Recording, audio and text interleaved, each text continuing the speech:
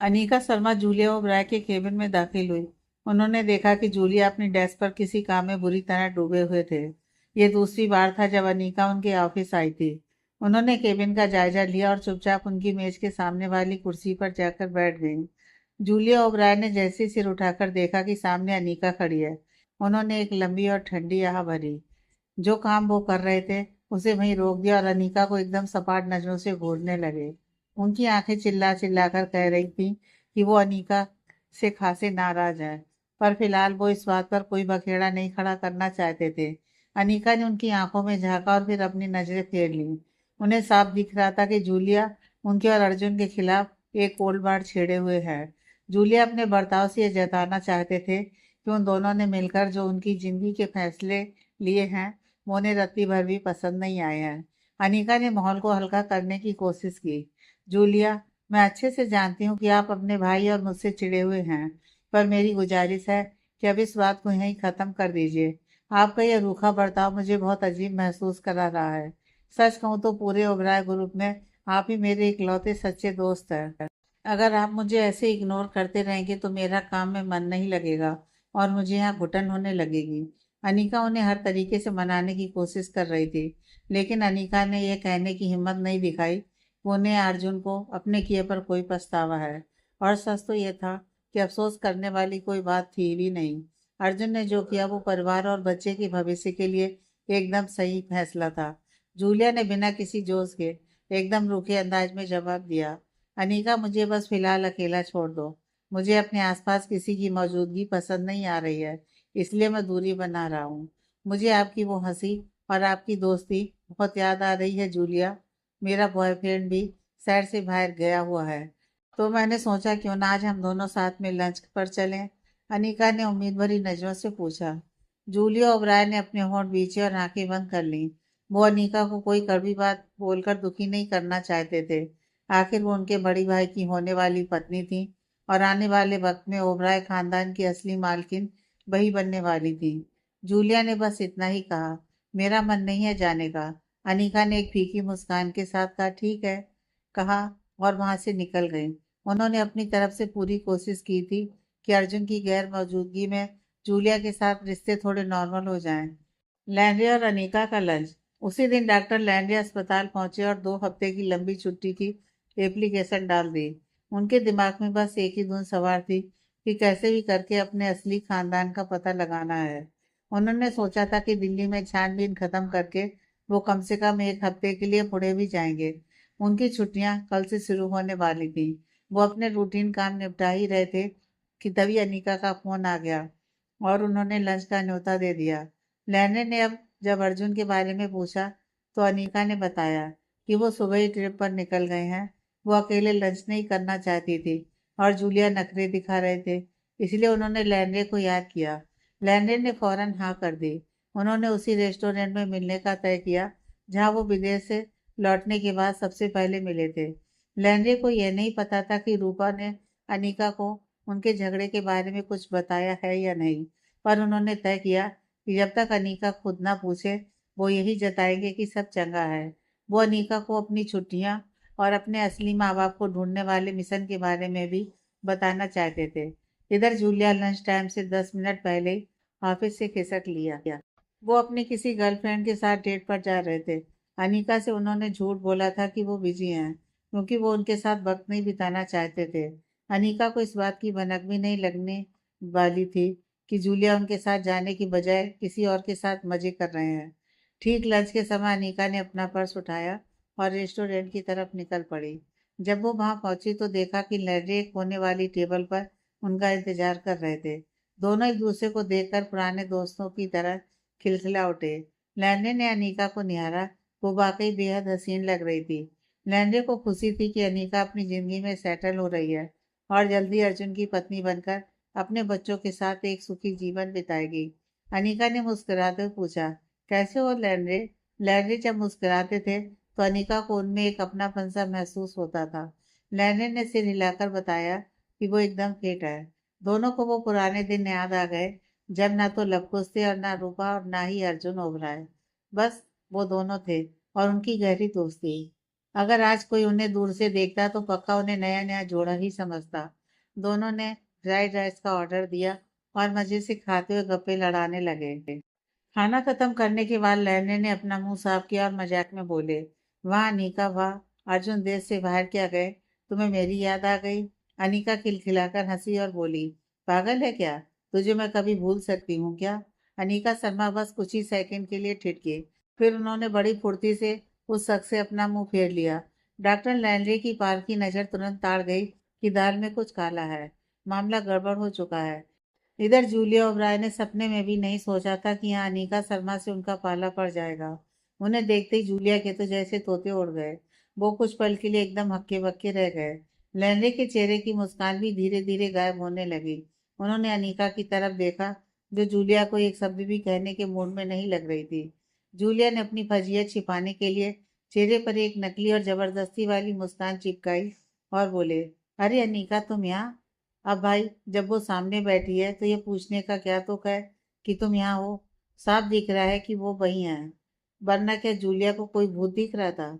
अनीका ने उसकी तरफ देखा तक नहीं, बस जूस के गिलास को घूरती रही और बेरुखी से एक आवाज निकाली, हाँ हाँ। उन्होंने जूलिया को ऐसे इग्नोर किया जैसे वो कोई अजनबी हो।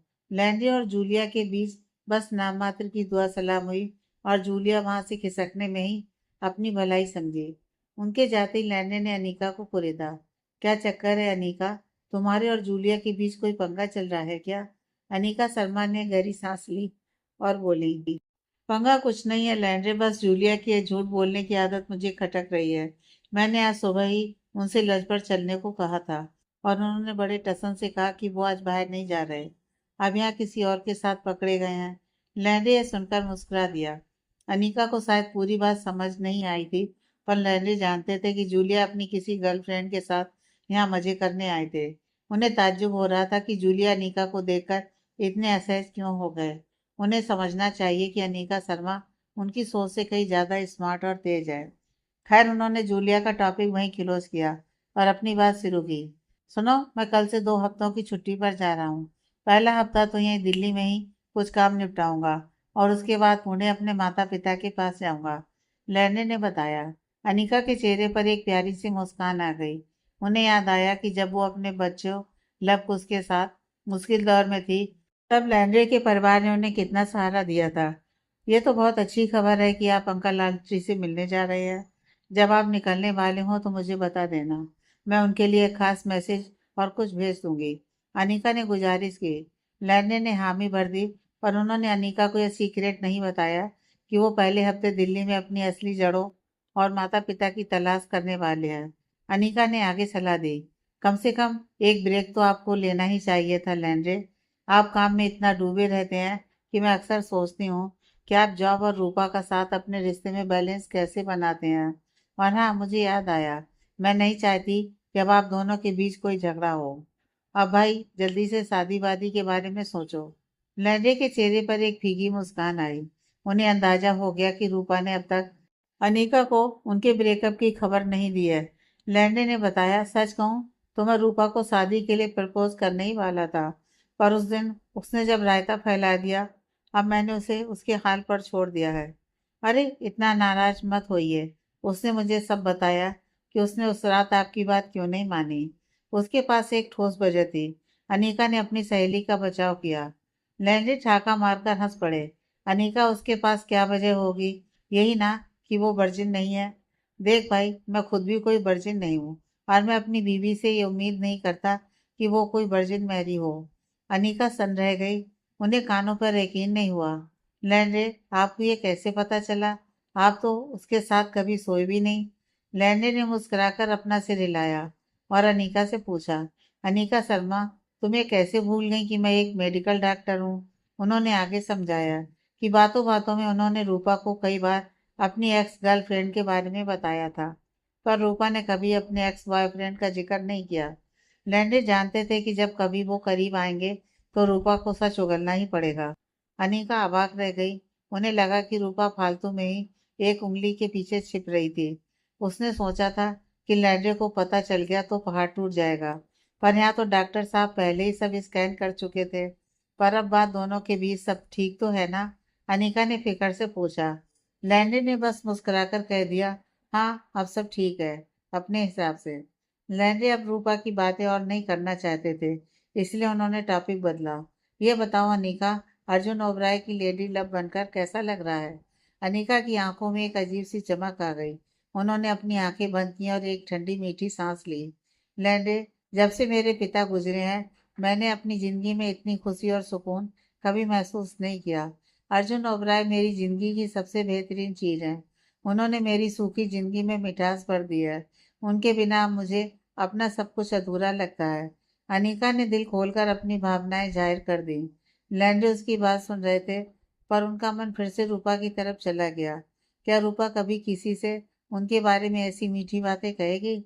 उसने तो उनके मुंह पर जहर उगला था। पता नहीं पीठ पीछे वो क्या क्या कहती होगी। लैंडे ने भारी मन से कहा, मुझे सच में बहुत खुशी है कि तुम्हें अपना सच्चा प्यार मिल गया। कई बार जब हम उम्मीद छोड़ देते हैं कि हमें कोई प्यार करने वाला मिलेगा, तभी प्यार हमारे सामने आकर खड़ा हो जाता है। तुमने सही समय पर उसे पहचाना और अपना दिल खोल दिया। अर्जुन ओबराय को मौका देकर तुमने अपनी जिंदगी बदल ली। उन्होंने आगे कहा, वो बाहर से भले ही अकड़ू और रूखे लगते हो, पर अंदर से उनका दिल सोने का है। मैं दुआ करता हूँ कि तुम, अर्जुन और तुम्हारे बच्चे हमेशा ऐसे ही हंसते खेलते रहें। तुम सच में बहुत लकी हो अनीका शर्मा, और मैं चाहता हूँ कि तुम्हारी ये किस्मत हमेशा ऐसे ही चमकती रहे। दोनों, अनीका और डॉक्टर लैंड्रे, जल्दी अलग हो गए और अनीका शर्मा ओबराय ग्रुप लौट आई। उन्होंने जूलिया ओबराय के व्यवहार पर ज्यादा ध्यान नहीं दिया। दिन का काम खत्म होने के बाद उन्होंने अपने ड्राइवर को उन्हें घर ले जाने दिया। उन्हें अपने बच्चे लव और कुश के साथ समय बिताना था। क्योंकि वह पहले ही अर्जुन ओबराय को याद कर रही थी, इसलिए सबसे अच्छा यही था कि वह अपने बच्चों के साथ समय बिताएं। वह घर पहुंची और तीनों कंप्यूटर पर गेम खेल रहे थे। तभी अर्जुन का फोन आया। यह एक वीडियो कॉल था। फोन पर उनका आकर्षक चेहरा दिखाई दिया, और जब उन्होंने अपनी माँ के साथ अपने बच्चों को देखा तो वह मुस्कुराए। अर्जुन ओबराय ने प्यार से कहा, हेलो दोस्तों। वह एक होटल के कमरे में थे और कॉल करते समय सोफे पर बैठे थे। अनीका शर्मा ने बस उन्हें फ्लाइंग किस भेजा और उन्हें देखकर उत्साहित थी। वह उनके कॉल का इंतजार कर रही थी, और तभी उनका कॉल आ गया। डैडी, बच्चों ने एक ही समय में पुकारा और अपने पिता को देखकर जोर से मुस्कुराए। अर्जुन ओबराय खुश थे। वह यह व्यक्त नहीं कर सकते थे कि वह अपने बच्चों और उनकी माँ को इतना खुश देखकर कितने उत्साहित थे।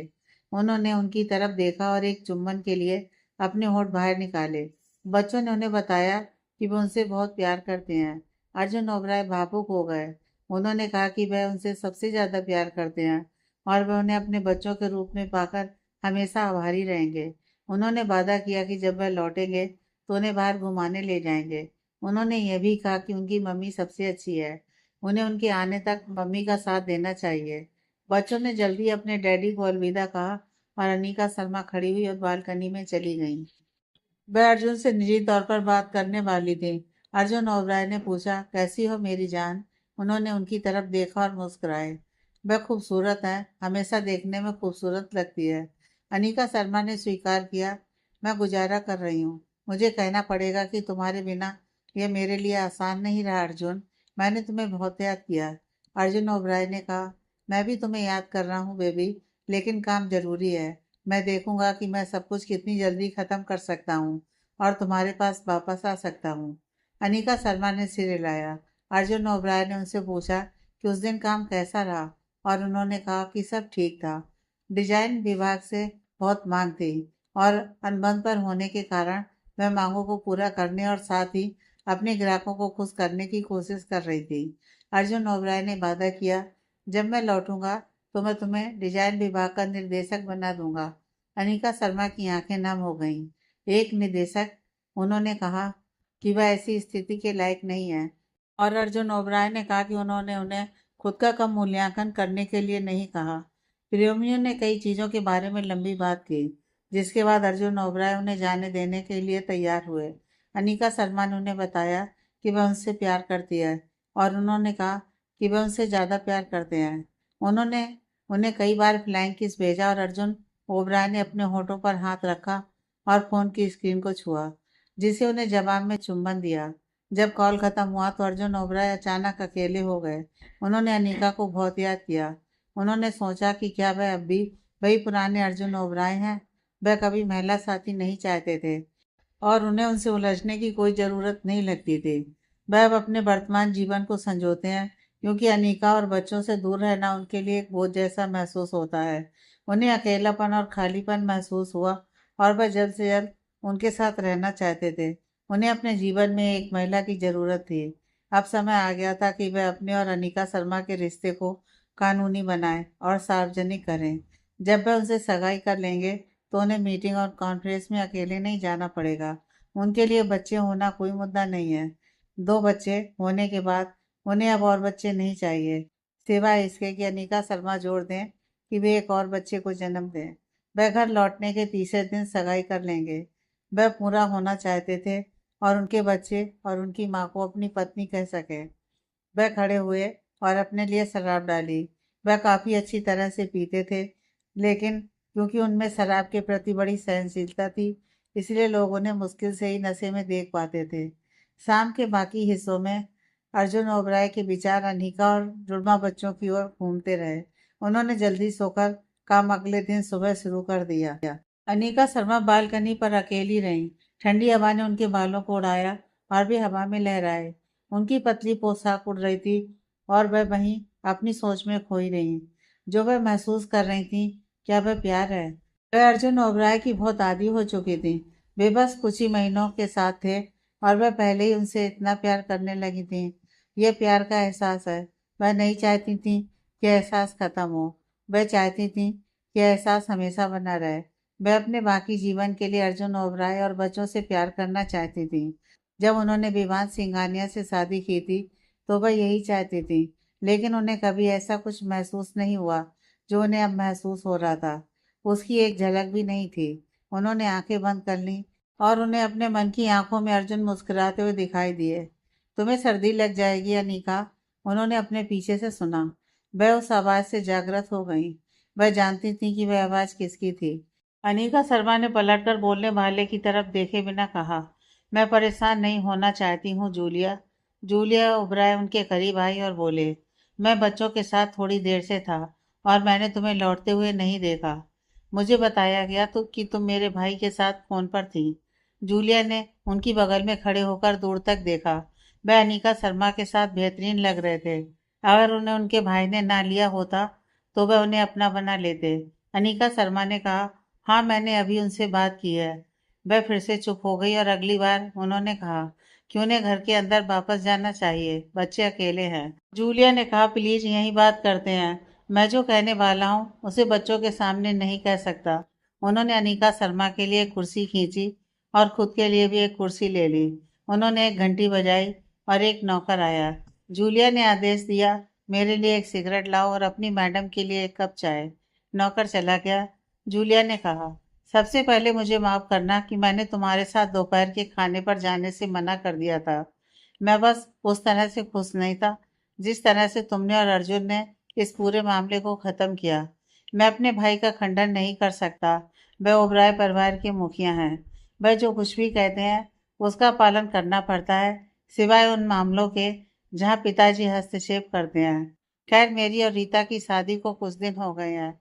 मैं ये बात सबसे पहले तुम्हें बता रहा हूँ क्योंकि तुम मेरी दोस्त हो। मैंने मम्मी और पिताजी को और ना ही ओबराय परिवार के मुखिया को बताया है। जूलिया ओबराय ने घोषणा की। सिगरेट लाई गई और उन्होंने उसे जलाकर धूम्रपान शुरू कर दिया। अनीका शर्मा के सामने एक कप चाय रखी गई जिसमें से तेज भाप निकल रही थी। उन्होंने एक घूंट लिया और पाया कि इसका स्वाद अच्छा था।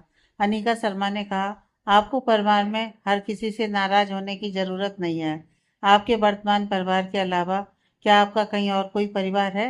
अगर आप किसी महिला के साथ अपने बाकी जीवन के लिए नहीं रह सकते तो आपने उसके साथ संबंध क्यों बनाए? ये गलती आप पुरुष कभी कभी करते हैं। भले ही आप उसे नहीं चाहते हो, बच्चे के लिए उसे अपनाएं। बच्चे को नुकसान पहुंचाने से रोकने के लिए उससे शादी कर लें। जब बच्चा पैदा हो जाए तो अगर आप चाहें तो उसे तलाक दे दें। अर्जुन ओबराय का आपको कोई नुकसान पहुंचाने का इरादा नहीं था। जब उन्होंने जोर दिया कि आप अपने अजन्मे बच्चे की मां से शादी करें, जब जिम्मेदारी सामने आती है तभी हमें पता चलता है कि कौन सा पुरुष जिम्मेदार है। अनीका शर्मा ने दृढ़ता से कहा, जूलिया ओबराय एकदम सन्न होकर अनीका की बातें सुन रहे थे। उन्हें एहसास हुआ कि अपने ही परिवार और माँ बाप से मुंह फुलाकर बैठना उनकी सबसे बड़ी बेवकूफ़ी थी। वो जल्दी सबके साथ अपने रिश्ते पटरी पर लाने की कोशिश करेंगे। पर अनीका की एक बात उनके दिल में चुभ गई। क्या सच में रीता से शादी न करना जिम्मेदारी से भागना था? जिस बेबाकी से अनीका ने उन्हें आईना दिखाया, उससे जूलिया को अंदर ही अंदर थोड़ी शर्मिंदगी और असहजता महसूस होने लगी। खुद को थोड़ा संभालते हुए जूलिया ने फौरन टॉपिक बदल दिया। छोड़ो ये सब, ये बताओ भाई वहाँ कैसे है? पहुँच गए ठीक से? अनीका ने भी बात का रुख पलटते हुए जवाब दिया। हाँ, वो एकदम मजे में है। पहुँचते ही उनका फोन आ गया था। काफी देर बात हुई हमारी। यह सुनते ही जूलिया फिर से अपने पुराने वाले मस्त मौला अंदाज में आ गए। उन्होंने लपक कर लब और उसको अपनी गोदी में उठा लिया। बच्चे भी अपने चाचू को देखकर चहकने लगे और सवालों की झड़ी लगा दी। चाचू, आपको पता है डैडी बाहर गए हैं? जूलिया ने बड़े प्यार से उनके हर बचकाने सवाल का जवाब दिया, जबकि अनीका एक तरफ खड़ी होकर जूलिया के इस दोस्ताना रूप को देखकर मुस्कुरा रही थी। उन्हें तसल्ली हुई कि उनका पुराना हंसमुख दोस्त वापस लौट आया है। आखिर में जूलिया ने जाने की इजाज़त मांगी। उन्होंने बच्चों को गुड नाइट कहा और बड़े लाड से अनीका की ठुड्डी पर एक हल्का सा किस करके अपनी हवेली की तरफ निकल गए। अगली सुबह का नज़ारा काफ़ी तनावपूर्ण था। विवान सिंघानिया और रिया शर्मा का तलाक का केस कोर्ट में था। शर्मा हवेली से श्रीमती मोहिनी अपनी बेटी रिया का हाथ थामे पहुंची थी, तो दूसरी तरफ सरला सिंघानिया अपने बेटे विवान के पक्ष मजबूत करने के लिए मौजूद थी। दोनों पार्टियां एक दूसरे के आमने सामने ऐसे बैठी थीं जैसे कोई जंग होने वाली हो। मोहिनी बार बार रिया के कान में कुछ न कुछ फुसफुसा रही थी, जिसे देखकर सरला सिंघानिया ने एक तीखा कटाक्ष किया। सरला के मन में बस एक ही बात थी, बहुत हो गया है तमाशा। जिस समझौते वाली शादी में उन्होंने अपनी सोकॉल्ड दोस्त मोहिनी के साथ मिलकर बच्चों को जोगा था, उसे अब जड़ से खत्म होना ही चाहिए। अब इन दोनों को अपनी अपनी राह पकड़ लेनी चाहिए। कागजों पर दस्तखत होने के बाद असली महाभारत शुरू हुई, संपत्ति के बंटवारे पर। विवान और रिया ने घर को छोड़कर बाकी सब कुछ दो हिस्सों में बांट लिया था, पर रिया की जिद थी कि घर का भी बंटवारा हो। वकीलों ने मशवरा दिया कि घर को बेचकर पैसा आधा आधा बांट लेना ही सही रहेगा। विवान ने भी हाँ कर दी और कहा कि एक एजेंट बुलाकर घर की कीमत लगवा लेते हैं।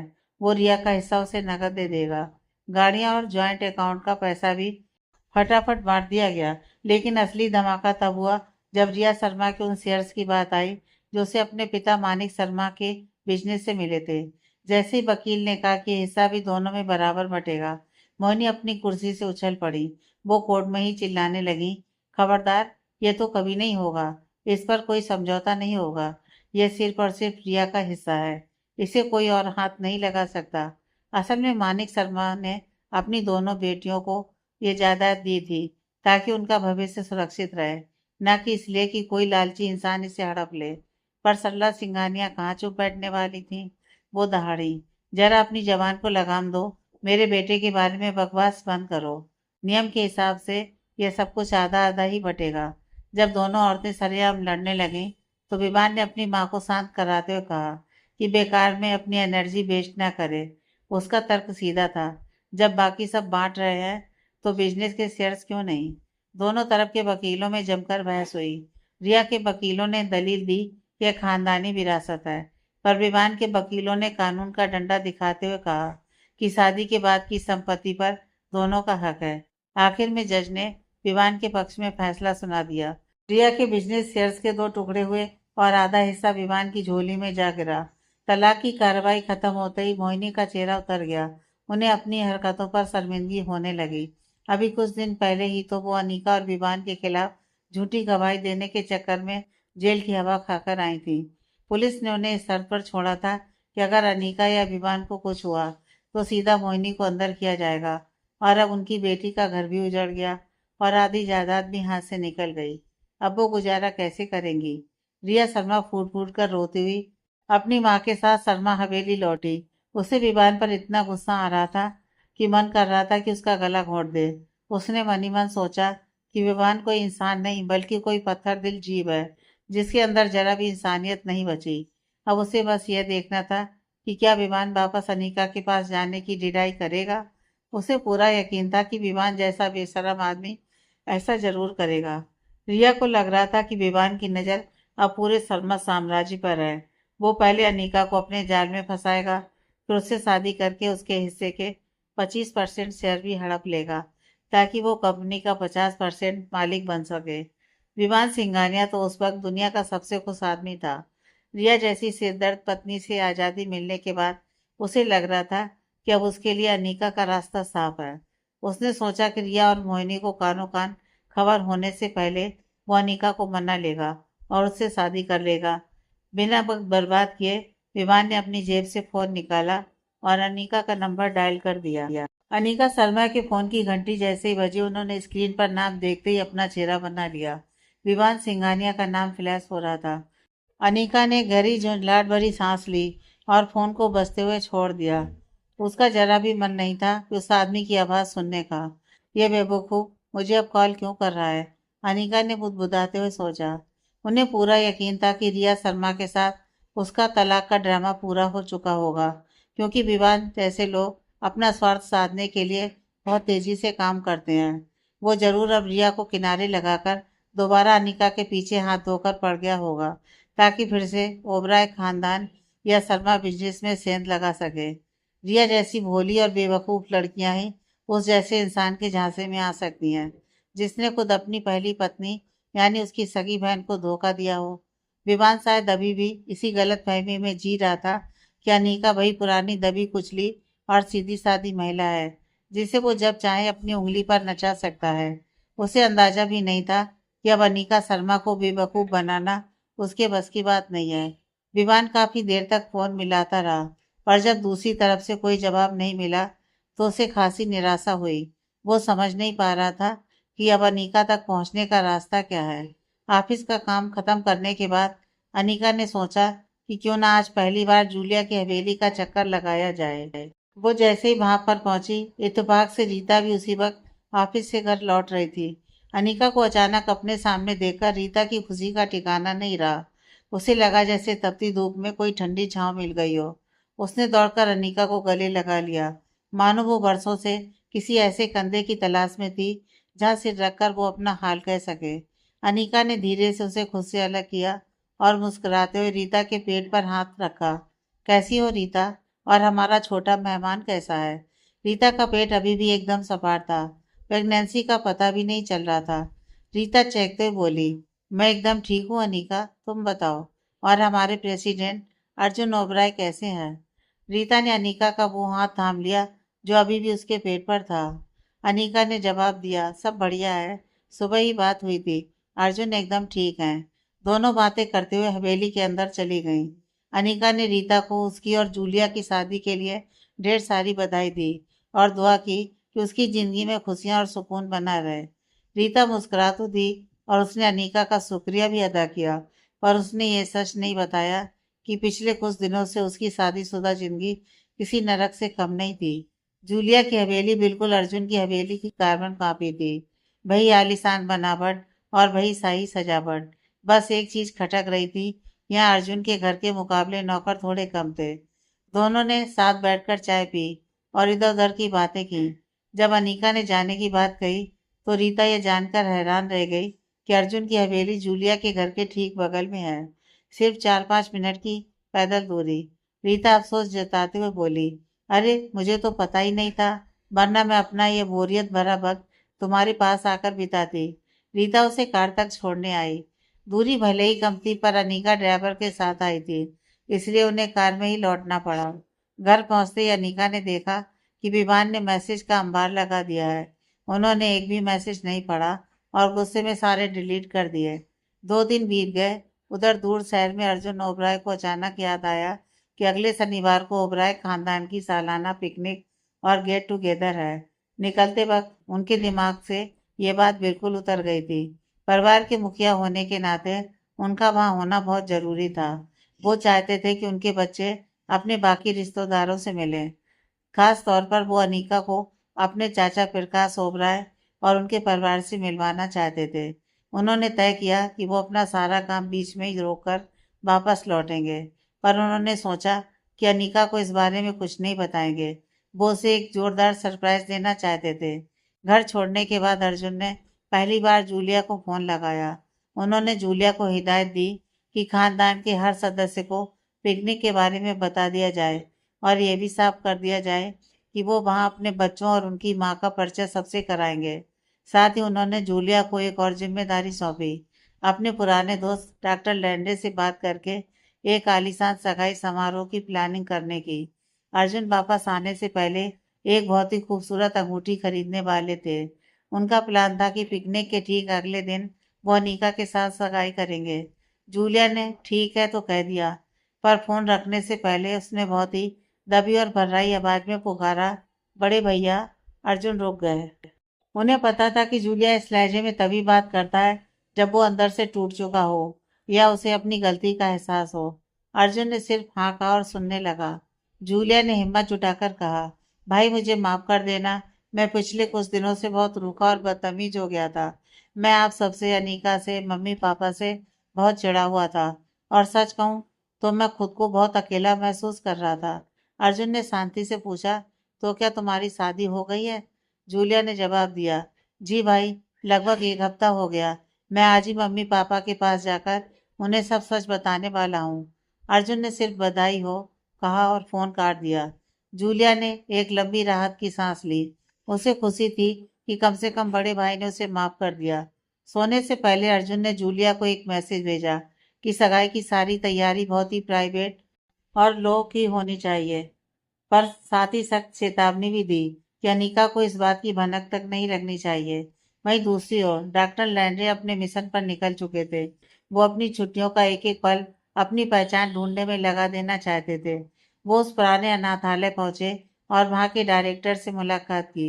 लैंड्रे ने अपना परिचय दिया और पूछा कि क्या उस जमाने की मैडम या इंचार्ज का पता मिल सकता है।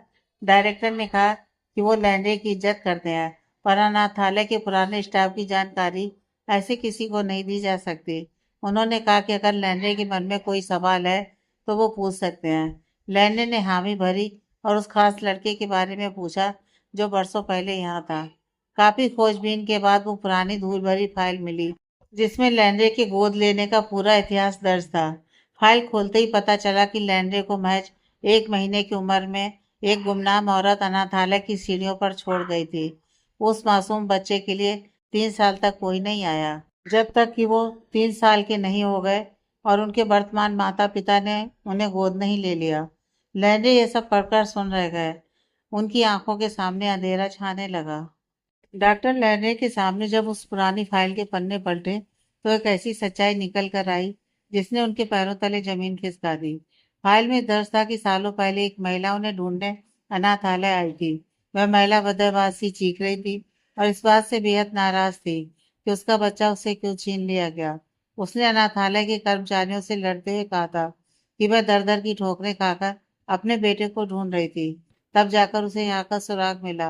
वह नन्हे लैंड्रे को अपने साथ ले जाना चाहती थी, लेकिन उसे बेरहमी से रोक दिया गया। उस समय के अनाथालय के निर्देशक ने बड़ी बेरुखी से उसे कहा था कि पहले पुलिस रिपोर्ट और कानूनी सबूत लाओ कि यह बच्चा तुम्हारा है, तभी तुम्हें इसे ले जाने की इजाजत मिलेगी। फाइल के मुताबिक जब उस महिला को उसका बेटा सौंपने से मना कर दिया गया तो वह वहीं फर्श पर बैठकर सिसक सिसक कर रोने लगी। उसने वादा किया था कि वह पुलिस रिपोर्ट और वकील के साथ वापस आएगी, लेकिन वह कभी लौट कर नहीं आई। लैंडे ने जब फाइल में लिखी उस वक्त की घटनाओं और लिखावट को देखा तो उसके दिल में एक फूंक सी उठी। उसके मन में सवालों का बवंडर उठ खड़ा हुआ। क्या वह महिला उनकी सगी माँ थी? क्या उन्हें उनकी माँ की मर्जी के बिना उनसे छीन लिया गया था? क्या उनका अपहरण हुआ था? उन्होंने नम आंखों से वर्तमान निर्देशक की ओर देखा और कांपती आवाज में कहा, वह लड़का जिसे लेने वह महिला आई थी, वह मैं ही हूं ना? निर्देशक ने अपनी आंखें सिकोड़ी और झिझकते हुए कहा कि वह इससे ज्यादा जानकारी नहीं दे सकते। उन्हें डर था कि कहीं पुरानी फाइलों के राज खुलने से संस्थान की साख पर आंच न आए। लैंडे ने उन्हें भरोसा दिलाया कि वह कोई कानूनी कार्रवाई नहीं करना चाहते, बस अपनी पहचान ढूंढ रहे हैं। उन्होंने अपने गोद लेने के बेअसली कागजात दिखाए जो उनके पालक माता पिता ने उन्हें दिए थे। तब कहीं जाकर निर्देशक को उन पर यकीन हुआ।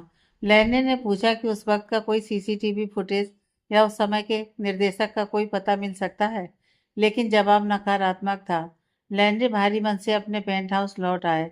वह अकेले बैठे उन कड़ियों को जोड़ने की कोशिश कर रहे थे जो सुलझने के बजाय उलझती जा रही थी। 1 महीने का बच्चा अनाथालय में लावारिस क्यों छोड़ा गया? लाने वाली महिला ने अपना नाम पता क्यों नहीं दिया? और सबसे बड़ा सवाल, वह महिला जो 3 साल बाद अपना हक जताने आई थी, वह दोबारा क्यों नहीं लौटी? क्या उसके साथ कोई अनहोनी हो गई थी? उन्हें लगा कि अनाथालय के प्रबंधन ने कुछ तो छिपाया है। उन्हें अब किसी अंदरूनी सूत्र की तलाश थी जो बिना डरे सच बता सके। तभी उन्हें अपनी इंटर्न नैना का ख्याल आया। उन्होंने नैना को कॉल किया। नैना ने बताया कि अस्पताल में सब उन्हें याद कर रहे हैं। लैंडन ने मुद्दे की बात पर आते हुए पूछा कि क्या वह अनाथालय में काम करने वाले किसी भरोसेमंद व्यक्ति को जानती है? नैना ने खुशी खुशी बताया कि उसकी माँ की एक सहेली वहाँ बरसों से वरिष्ठ पद पर कार्यरत है। नैना की मदद से उस महिला से संपर्क हुआ और शाम 6 बजे मिलने का वक्त तय हुआ। लैंडन को उम्मीद की एक किरण दिखाई दी। दूसरी ओर ओबराय खानदान में हलचल बढ़ रही थी। जूलिया ने रीता को मैसेज भेजा कि आज शाम वे उनके माता पिता राघव और करुणा ओबराय के साथ डिनर करेंगे। रीता जो एक बड़ी कंपनी में सेल्स डायरेक्टर थी, जूलिया से मिलने से पहले से ही आत्मनिर्भर थी। वह जूलिया के इस कदम से उत्साहित थी। उसे लगा कि आखिरकार जूलिया उसे पत्नी का दर्जा और परिवार में पहचान दिलाने जा रहा है। उसने अपने माता पिता को भी सूचित कर दिया था कि वह शादीशुदा और गर्भवती है, और उसके माता पिता भी दामाद से मिलने को बेताब थे। रीता ने खुद को संवारा, एक सुंदर ड्रेस पहनी और तैयार हो गई। जब वह कार में बैठी तो जूलिया पहले से ही वहां मौजूद थे, लेकिन हमेशा की तरह अपने लैपटॉप में डूबे हुए। रीता ने हेलो कहा, पर जूलिया ने उसे देखना तक गवारा नहीं किया। रीता को अब उसकी इस खामोशी की आदत हो गई थी। कार में लगा हल्का रोमांटिक संगीत बज रहा था, जिसने रीता को उन पुराने दिनों की याद दिला दी जब इसी कार में जूलिया ने उसे बेशुमार प्यार और चुंबन दिए थे। एक समय था जब वे इसी कार में एक दूसरे की बाहों में खो जाते थे, और आज वे अजनबियों की तरह बैठे थे। जूलिया ने चिढ़कर संगीत बदलवाकर हिप हॉप करवा दिया, जैसे वह रीता को यह एहसास दिलाना चाहते हो कि अब उनके बीच पुराने रूमानी पलों की कोई जगह नहीं है। जब वे ओबराय निवास पहुंचे, जूलिया बिना पीछे मुड़े अंदर चले गए। अंदर करुणा ओबराय ने अपने बेटे को गले लगाया, लेकिन उनकी नजरें जूलिया के पीछे आ रही वो शांत लड़की पर टिकी थी। जूलिया ने बस इतना ही कहा, यह रीता है माँ, और वहां से हट गए। करुणा ओबराय अपने बेटे की बेरुखी देखकर समझ गईं कि जूलिया इस रिश्ते से खुश नहीं है, लेकिन उन्होंने रीता को अजनबी महसूस नहीं होने दिया। उन्होंने गर्मजोशी से रीता का स्वागत किया और उसे गले लगा लिया। रीता ने नम्रता से पूछा, पिताजी कैसे हैं? करुणा ओबराय ने मुस्कुराते हुए कहा, राघव ठीक हैं, बस वर्कआउट खत्म करके आते ही होंगे। मैं तुम्हारा ही इंतजार कर रही थी। जूलिया ने बताया था कि वह तुम्हें घर ला रहा है। करुणा जी का प्यार और अपनापन देखकर रीता की आंखों से आंसू छलक पड़े। उसे यकीन नहीं हो रहा था कि जिस ससुराल को लेकर वह आशंकित थी, वहां उसे इतना सम्मान और दुलार मिलेगा। करुणा ओबराय ने उसका हाथ थामकर उसे तसल्ली दी, जैसे वह कह रही हो कि इस घर में वह अकेली नहीं है। श्रीमती करुणा ओबराय ने आंसू देखे और तुरंत अपनी तर्जनी उंगली से उन्हें पोंछ दिया। रो मत बेटी, जो बच्चा तुम्हारे पेट में है उसके लिए यह ठीक नहीं है। क्या जूलिया तुम्हारे साथ दुर्व्यवहार कर रहा है? अगर वह तुम्हारे साथ बदतमीजी करने की हिम्मत करे तो मुझे कॉल करने में संकोच मत करना। मैं उसे अच्छे से डांट लगाऊंगी। श्रीमती करुणा ओबराय ने कहा। रीता ने बस उन्हें गले लगा लिया। वह नहीं जानती थी कि आगे क्या कहना है। जूलिया वापस आए और अपनी माँ और रीता को एक दूसरे के गले लगाते देखा और बस पैर पर पैर रखकर बैठ गए। श्रीमती करुणा ओबराय ने निर्देश दिया, जूलिया, नौकर को बुलाओ और रीता को कुछ जूस दो, और अगर तुम्हें उनमें से कोई नहीं दिखता है तो अपनी पत्नी को एक गिलास जूस पिलाकर तुम एक बड़ा नेक काम करोगे। जूलिया ने जवाब दिया, नौकर व्यस्त है, उसे बताओ कि रसोई कहाँ है और वह वहां से जो चाहे ले सकती है, और अपना फोन निकाल लिया। जूलिया, यह मत सोचना कि तुम माँ के डांटने के लिए बहुत बड़े हो गए हो। श्रीमती करुणा ओबराय उन पर भौहें चढ़ा रही थीं। रीता खड़ी हो गई। मैं हमारे लिए कुछ लेने जाती हूँ आंटी, उन्हें परेशान मत कीजिए। वह खाने के कमरे की दिशा में चली गई और जल्दी रसोई का पता लगा लिया। रीता आसानी से रसोई पहुंची और उसे खोला। उन्हें विभिन्न प्रकार के फलों के पेय मिले और एक बोतल बाहर निकली। उन्होंने एक ट्रे में 3 गिलास कप लिए और उस पर जूस की बोतल भी रख दी। वह बैठक कक्ष में लौटी और अपनी सास के लिए एक गिलास जूस डाला। श्रीमती करुणा ओबराय ने एक गिलास उनसे लिया और तुरंत एक घूंट लेने के बाद उसे नीचे रखते हुए प्रशंसा की। भगवान भला करे मेरी बेटी का। उन्होंने दूसरा गिलास जूलिया को दिया, लेकिन उसने उसे उनसे लेने के बजाय कहा, इसे नीचे रखो और अपने फोन पर लगे रहे। रीता ने ऐसा ही किया और फिर खुद के लिए भी एक गिलास डाला। तीनों बैठ गए और रीता ने अपना जूस लिया। जब तक जूलिया अपना जूस लेने वाले थे, उनके पिताजी बाहर आ गए। श्री राघव ओबराय ने मुस्कुराते हुए कहा, हेलो, तुम रीता होगी। रीता जल्दी से खड़ी हुई और झुक गई। उन्होंने विनम्रता से जवाब दिया, मैं ही हूँ पिताजी। श्री राघव ओबराय ने अपनी बाहें खोली और रीता उनके अंदर चली गई, क्योंकि उनके पिताजी ने उनकी पीठ पर थपथपाया। श्री राघव ओबराय ने प्यार से कहा, ओबराय परिवार में तुम्हारा स्वागत है। रीता ने जवाब दिया और मुस्कुराई। यहाँ आकर खुशी हुई पिताजी।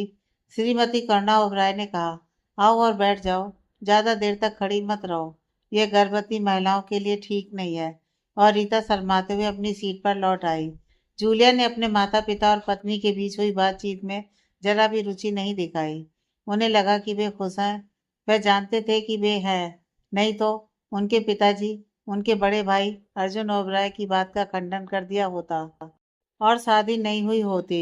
श्री राघव ओबराय ने कहा, बधाई हो जूलिया और रीता। मैं तुम दोनों को दुनिया की सबसे अच्छी खुशी की कामना करता हूँ। रीता ने धन्यवाद कहा। धन्यवाद पिताजी। लेकिन जूलिया ओबराय ने कुछ नहीं कहा। उन्होंने अपने होठों को सिकोड़ा और अनसुना करने का नाटक किया। श्री राघव ओबराय जानते थे कि जूलिया ओबराय रीता से शादी करने से खुश नहीं थे, लेकिन वे क्या कर सकते थे जब अर्जुन ओबराय ने बच्चे के लिए उसे शादी करने पर जोर दिया था। उन्होंने अर्जुन की बात पर तर्क किया और उनके पास सहमत होने के अलावा कोई विकल्प नहीं था कि वह उससे शादी करें। उनके इनकार की तुलना उस बच्चे के नुकसान से नहीं की जा सकती थी जो एक ओबराय बनने वाला था। लेकिन अगर रीता उसे सहन कर सकती है तो वह बाद में उनके लिए भावनाएं विकसित कर सकती है। लेकिन रीता को उनका दिल जीतने और इस तरह अपने पति और बच्चे के साथ एक खुशहाल परिवार पाने की कीमत चुकानी होगी। श्रीमती करुणा ओबराय ने घोषणा की, रात का खाना तैयार है, चलो खाने के लिए कमरे में चलते हैं। वह श्री राघव ओबराय का स्टाइल से इंतजार कर रही थी ताकि वे रात के खाने में शामिल हो सकें। उन्होंने रीता को पकड़ा और उन्हें नाजुकता से खाने की मेज की ओर ले गई। तुम मेरी पोती को जन्म देने वाली हो रीता। मेरे पास पुरुष प्रजाति काफी है। अर्जुन और जूलिया लब और कुश, और अब जो मैं चाहती हूँ वह एक लड़की है।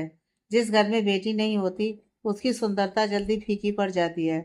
एक बेटी सुंदरता का प्रतीक होती है। श्रीमती करुणा ओबराय ने उत्साह से कहा। वह खाने की मेज पर पहुंची और रीता के लिए कुर्सी बाहर खींची ताकि वह बैठ सके। रीता मुस्कुराई और अपनी सास को धन्यवाद कहा। जूलिया पीछे पीछे आए और सुना कि उनकी माँ ने क्या कहा। उन्हें नहीं पता था कि उनकी माँ को ये दर्शन कहाँ से मिला कि बेटी सुंदरता का प्रतीक है। क्या वे सुंदरता का प्रतीक नहीं है? उन्होंने वास्तव में कामना की कि रीता के पेट में पल रहा बच्चा एक लड़की हो। उन्हें बेटों से ज्यादा बेटियां पसंद हैं। अगर उसने उन्हें एक बेटी दी तो वह बच्चे और उसकी माँ दोनों का जश्न मनाएंगे। श्री राघव ओबराय जोर से हंसे। उन्होंने कहा कि उन्हें एक पोता पोती चाहिए और उनके लिए कोई भी चलेगा। वह बहुत सारे पोता पोतियों वाला आदमी बनना चाहते हैं। नौकर आए और परिवार के लिए खाना परोसा। श्रीमती करुणा ओबराय ने कहा कि रीता के भोजन में ज्यादा सब्जियां और मछली डाली जानी चाहिए ताकि बच्चा ठीक और स्वस्थ विकसित हो सके। रीता खोई हुई थी। उनकी सास जो कुछ भी कहेगी वह बच्चे से संबंधित होगा। वह अचानक नाजुक और भंगुर हो गई थी। उन्हें यकीन था कि अगर वह अपनी सास के साथ रही तो वह नहाने और खाने के अलावा कुछ नहीं करेंगी। वह उन्हें बुरी तरह से बिगाड़ देंगी। खाने के बीच में जूलिया रुके और एक गिलास पानी लिया। जैसे उन्होंने अपना सिर उठाया उनकी आंखें रीता से मिली, लेकिन उन्होंने उन्हें संक्षेप में देखा और नजर हटा ली। जूलिया ने घोषणा की, अर्जुन ने निर्देश दिया है कि यह मिलनसार इस शनिवार को आयोजित किया जाएगा और आधिकारिक तौर पर वह अपने बच्चों लव और कुश और अनिका का परिचय देंगे। उम्मीद है मैं ये भी घोषणा करूंगा कि मैं और रीता एक बच्चे की उम्मीद कर रहे हैं। जूलिया ने घोषणा की और अपना खाना फिर से शुरू कर दिया। श्री राघव ओबराय ने पूछा, मुझे कुछ समझ नहीं आया, तुम्हारा क्या मतलब है कि तुम और रीता एक बच्चे की उम्मीद कर रहे हो? क्या तुम दोनों शादीशुदा नहीं हो? उन्हें लगा कि जूलिया के शब्द रीता को दुख पहुंचाएंगे। उन्होंने उन्हें पत्नी के रूप में संबोधित करने से मना कर दिया था। वास्तव में जब उन्होंने उन्हें सुखी वैवाहिक जीवन की कामना की तो उन्होंने उनसे बात करने या कुछ कहने से इनकार कर दिया। अगर कोई आदमी उनकी बेटी के साथ इतना मतलबी व्यवहार करता तो उन्हें यह बिल्कुल पसंद नहीं आता। अगर वह उनसे इतना नफरत करते हैं और उनके साथ जुड़ना नहीं चाहते हैं तो उन्हें अपने तरीके को देखना चाहिए था और उन्हें गर्भवती नहीं करना चाहिए था। जूलिया ने मुंह में खाना भरे हुए कहा, मैं अभी भी वही बात कह रहा हूँ पिताजी। वह अपना बचाव कर रहे थे। वह उन्हें अपनी पत्नी के रूप में संबोधित नहीं करना चाहते थे। रीता की आंखें नम हो गई थीं। उन्होंने बस अपना सिर झुका लिया और उसे ऊपर नहीं उठाया। उनके मुंह में जो खाना था वह चुपचाप चबाया जा रहा था, जैसे उन्हें चबाते हुए पकड़े जाने का डर हो। जूलिया उन्हें बिल्कुल पसंद नहीं करते। जब कोई आदमी किसी महिला को उस पदवी से संबोधित करने में असहज महसूस करता है जिसकी वह हकदार है, तो यह एक स्पष्ट संकेत है कि वह उसे बेकार समझता है। श्री राघव ओबराय ने घोषणा की, तुम वही बात नहीं कह सकते हो। तुम्हें अपने बयान को पुनर्गठित करना होगा और रीता को अपनी प्रिय पत्नी के रूप में पेश करना होगा और उसके बाद तुम दोनों के बच्चे की उम्मीद की खबर की घोषणा करेंगे। मैं नहीं चाहता कि तुम अब उसे उसके पहले नाम से संबोधित करो, अकेले में, जब तुम दोनों अकेले होते हो या सार्वजनिक रूप से अन्य लोगों की उपस्थिति में। श्री राघव ओबराय ने घोषणा की। जूलिया ने जवाब दिया, मैं अभद्र नहीं बनना चाहता पिताजी, लेकिन मैं ऐसा नहीं करूंगा। मैं उसे प्यार नहीं करता और यह शादी एक समझौता है। मैं एक ऐसी महिला को अपनी पत्नी के रूप में संबोधित नहीं कर सकता जिसके लिए मेरे मन में कोई भावना नहीं है। रीता पहले ही असहज महसूस कर रही थी। उन्होंने अपने माता पिता के सामने कहा कि वह उससे प्यार नहीं करते और उनकी शादी एक समझौता थी। श्री राघव ओबराय ने चिल्लाकर कहा, तुम उससे प्यार नहीं करते, फिर भी तुमने उसे गर्भवती किया। क्या तुम्हारा दिमाग खराब हो गया है? जूलिया, तुम ऐसे बात करते हो जैसे तुम मेरे बेटे नहीं हो। जूलिया ने जवाब दिया, मैंने उसे जानबूझकर गर्भवती नहीं किया। उसने खुद को मेरे बिस्तर में धकेला और गर्भावस्था से मुझे फंसा लिया। यह सब उसी ने योजना बनाई थी और मैं उसकी साजिश से अनजान था। वह चाहती थी कि मैं उसकी उंगलियों में एक अंगूठी डालूं और श्रीमती ओबराय का खिताब कमाऊं। मुझे सस्ती महिलाएं पसंद नहीं है जिनका आत्मसम्मान नहीं है, लेकिन उन्होंने एक आदमी को धोखा दिया। जूलिया गुस्से में थे और जब वह बात कर रहे थे तो उनकी आंखें नफरत से रीता की ओर देख रही थी। जूलिया, श्रीमती कर्णा ओबराय चिल्लाईं। बहुत देर हो चुकी थी। रीता और बर्दाश्त नहीं कर सकी। वह जोर जोर से सिसकने लगी और जल्दी से खड़ी हो गई। अपना चेहरा ढककर निवास से बाहर भाग गई। श्रीमती कर्णा ओबराय खड़ी हुई और उनके पीछे भाग गई। श्री राघव ओबराय ने भी ऐसा ही किया और श्रीमती कर्णा ओबराय की आवाज़ रीता को भागने से रोकने के लिए सुनाई दे रही थी।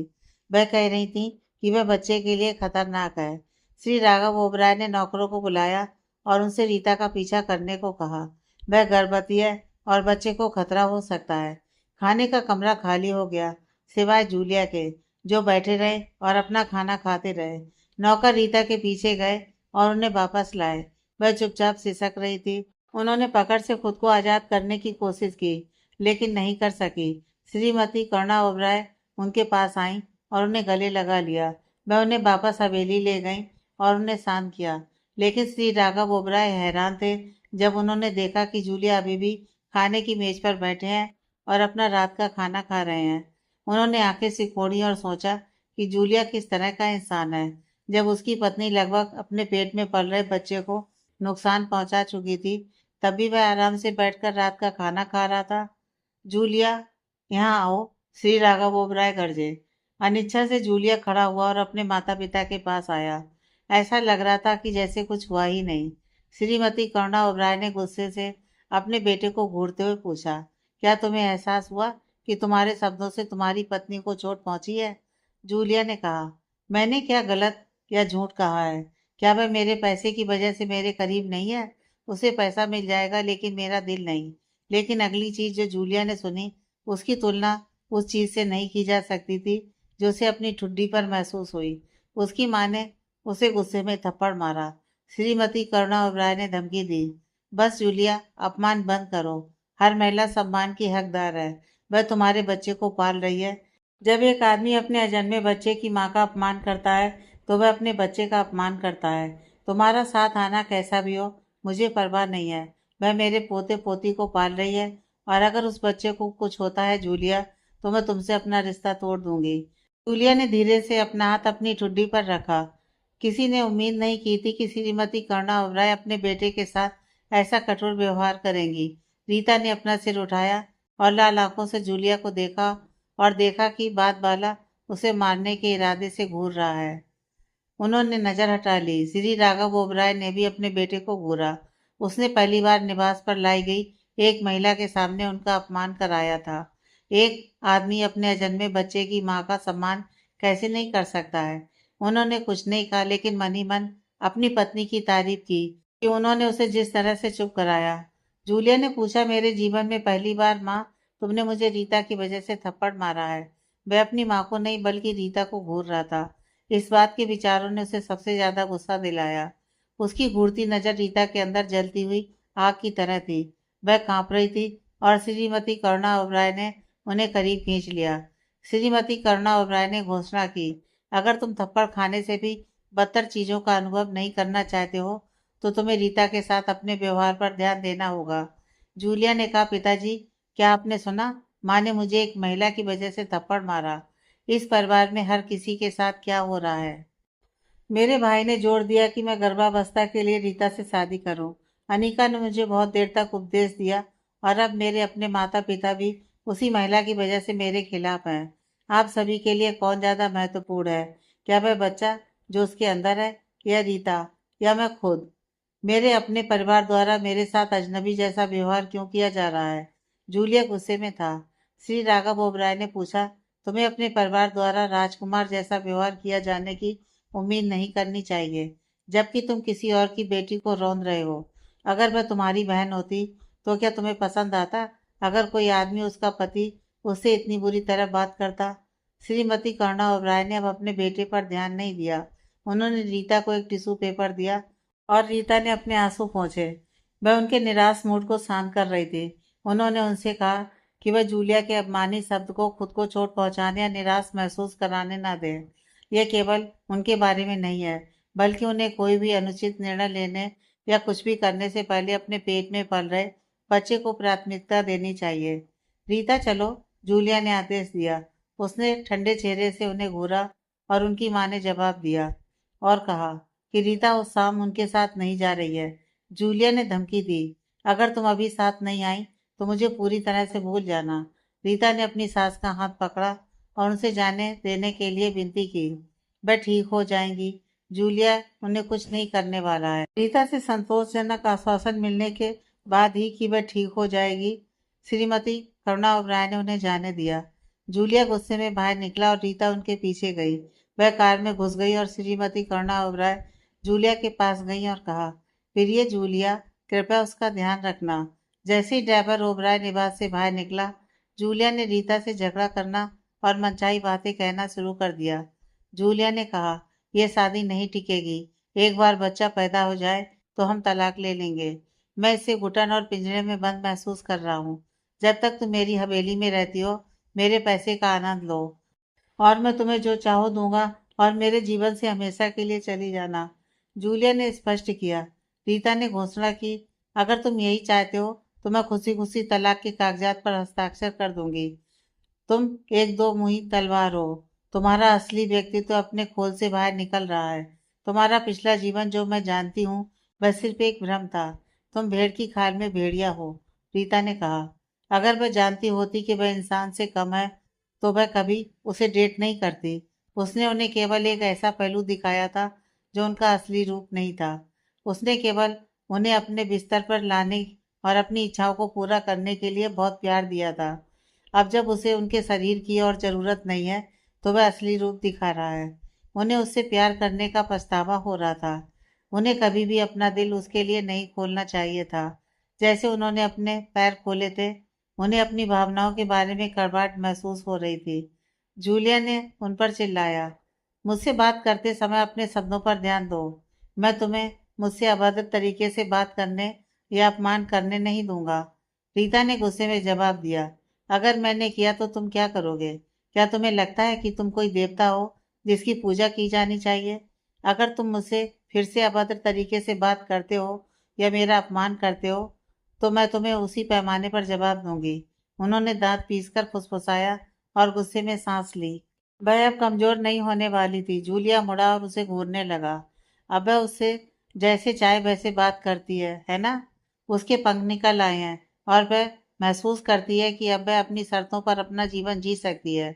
यह केवल इसलिए संभव है क्योंकि वह जानती है कि उसका पूरा परिवार उसे प्यार करता है, लेकिन वह उसे वहीं रखेगा जहाँ वह वास्तव में संबंधित है। जूलिया ने दांत पीसकर कहा, अब तुम मुझे अपनी जुबान से काट सकती हो, है ना? लगता है मैं तुम्हारे साथ सबसे अच्छा व्यवहार करूंगा। वह बहुत गुस्से में महसूस कर रहा था। रीता ने घोषणा की, आज मैं तुमसे बहुत ज्यादा नफरत करती हूँ, इसलिए कोई भी मूर्खतापूर्ण बात कहने या करने से पहले 2 बार सोचना। ड्राइवर चिंतित था। दूसरे मालिक जूलिया कभी ऐसे नहीं रहे। वे अपनी पत्नी से क्यों लड़ रहे थे? दोनों अतीत में एक दूसरे से प्यार करते थे। अब जब उनकी शादी हो चुकी है तो उन्हें बिना किसी रोक टोक के अपना प्यार जाहिर करना चाहिए, लेकिन ऐसा लगता है कि वे एक ही छत के नीचे दो अजनबियों की तरह एक दूसरे के साथ रह रहे हैं। दंपति ने घर पहुंचने तक एक दूसरे से कुछ नहीं कहा। जूलिया ओबराय रीता से निपटने के तरीकों के बारे में सोच रहा था और रीता सोच रही थी कि वह उससे मुकाबले में कैसे मिलेगी। डॉक्टर लैंडे ने अपनी कार ली और उन्हें दिए गए पते पर चले गए। उन्होंने कामना की कि उन्हें उस व्यक्ति से थोड़ा सा आश्वासन मिल सके। जैसे ही वह कार से उतरे, एक नौकर उन्हें घर के अंदर ले जाने के लिए आया। वह छोटे से बैठक कक्ष में बैठ गए और इंतजार किया। घर को छोटा माना जा सकता था। बैठक कक्ष में मुश्किल से 3 सीटों वाला कुशन आ सकता था और फर्नीचर पुराने फैशन का था। लैंड्रे घर के मालिक की वित्तीय स्थिति की कल्पना कर सकते थे। वह बैठ गए और जैसे वे अंदर आए, उन्होंने उस महिला की कीमत का अनुमान लगा लिया था। जल्दी एक महिला संकरी डाइनिंग रूम के बगल वाले दरवाजे से कमरे के बाहर आई। लैंड्रे ने उसे देखा और हाथ मिलाने के लिए खड़े हो गए। केवल आकलन से वह 50 की शुरुआत में एक महिला होगी। वह लंबी और खूबसूरत है। वह लैंड्रे से ज्यादा गोरी है। उसका चेहरा गोल है, जिसमें आंखें थोड़ी बड़ी हैं। जब वह लैंड्रे को देखती है तो वह मुस्कुराती है। उसने उन्हें अपनी सीट लेने के लिए कहा और बाद वाले ने ऐसा ही किया। उन्होंने कहा, आपका स्वागत है, और उसने पूछा कि वह क्या लेना पसंद करेंगे। लैंड्रे ने कहा कि वह ठीक है और उन्हें उनके मनोरंजन की चिंता नहीं करनी चाहिए। महिला ने अपना परिचय दिया, मैं श्रीमती आरती हुड्डा हूँ और जैसा कि आप पहले से ही जानते हैं, मैं शहर के अनाथालय में काम करती हूँ। लैंड्रे ने अपना परिचय दिया, आपसे मिलकर अच्छा लगा श्रीमती हुड्डा। मैं डॉक्टर लैंड्रे हूँ और मैं शहर के अस्पताल में काम करता हूँ। दोनों मुस्कुराए। एक शहर के अनाथालय में काम करता है और दूसरा शहर के अस्पताल में। वे दोनों अपने देश की सरकार के लिए काम कर रहे हैं। श्रीमती हुड्डा ने समझाया, मेरी धर्मपुत्री नैना ने मुझे बताया कि आप किसी शोध के संबंध में मुझसे मिलना चाहेंगे जिसमें आप लगे हुए हैं। लैंडे ने आभार व्यक्त किया। बिल्कुल श्रीमती हुड्डा, मैं उस समय की सराहना करता हूँ जो आपने मुझसे मिलने के लिए निकाला है। उन्होंने उन्हें बताया कि वह उनसे मिलने क्यों आए थे। उन्हें उनकी मदद की जरूरत थी कि वह कई साल पहले अनाथालय में लाए गए एक निश्चित लड़के की जांच करें। वह उनसे यह मुफ्त में करने के लिए नहीं कह रहे थे। वह अपनी कीमत बता सकती हैं और वह उन्हें कोई भी राशि चुकाएंगे। श्रीमती हुड्डा ने कहा कि जिस साल का उन्होंने अभी जिक्र किया है, उस साल वह अनाथालय में नहीं थी, लेकिन वह अनाथालय की ग्रैंड नैनी से जितनी जानकारी प्राप्त कर सकती हैं उतनी करने की कोशिश करेंगी। लेकिन वह अपनी पूरी कोशिश करेंगी और लैंड्रे को जो भी जानकारी वह उन्हें प्रदान कर पाएंगी उससे वह अपना शोध जारी रखेंगे। लेकिन उन्हें अपनी भागीदारी के बारे में कोई जानकारी प्रकट नहीं करनी चाहिए और ना ही कोई सुराग छोड़ना चाहिए जो उन तक पहुंचे। लेनिन ने कहा कि वह गोपनीय रहने के लिए उन पर भरोसा कर सकते हैं और उनकी मुलाकात को गुप्त रखेंगी। वह उन्हें अपना निजी संपर्क देंगे। जब भी वह उन्हें कॉल करना चाहती हैं तो वह उनसे संपर्क कर सकती हैं या एक संदेश भेज सकती हैं। उन्होंने आगे कहा कि वह एक विधवा है और उनका अपना कोई बच्चा नहीं है। वह केवल अपने जीवन यापन के लिए नौकरी पर निर्भर हैं। लैंडन ने उन्हें आश्वासन दिया कि वह ठीक रहेंगी। इस तरह उस शाम उनकी मुलाकात समाप्त हुई और लैंड्रे घर लौट आए। डॉक्टर लैंड्रे के घर पहुंचते ही जूलिया ने उन्हें फ़ोन किया। उन्होंने उन्हें बताया कि अर्जुन ओबराय चाहते हैं कि वे दोनों उनके और अनीका के लिए एक शांत लोकेशन की सगाई स्थल का आयोजन करें। यह सख्त तौर पर गोपनीय होना चाहिए। अनीका शर्मा को पता नहीं चलना चाहिए या उन्हें कोई सुराग नहीं मिलना चाहिए कि वे क्या कर रहे हैं। इसलिए वे पूछ रहे हैं कि क्या लैंड्रे एक उपयुक्त जगह का सुझाव दे सकते हैं। लैंड्रे ने कहा कि उन्हें यह उन पर छोड़ देना चाहिए। वह इसका ध्यान रखेंगे। उन्होंने रूपा के साथ टूटने से पहले खुद और रूपा के बीच एक सगाई की योजना बनाई और आयोजित भी की थी। जूलिया ने ठीक है कहा। वह अगले दिन उन्हें वापस कॉल करेंगे ताकि उन्हें इसके बारे में जानकारी मिल सके और वह इसे अर्जुन को बता सके। जब कॉल खत्म हुआ तो लैंडन ने धीरे से हाँ भरी। रूपा, उन्होंने धीरे से उसका नाम लिया। वह जिद्दी है। वह कल्पना नहीं कर सकते कि वह उन्हें ढूंढने के लिए नहीं आएगी। रूपा में उनके साथ कठोर शब्दों का इस्तेमाल करने के बाद भी उसमें दूर रहने की हिम्मत है। उसने उन्हें खुद से बहुत दूर धकेल दिया था और अब उन्होंने उसके बिना जीना सीख लिया है। उन्होंने अपना फोन बंद कर दिया।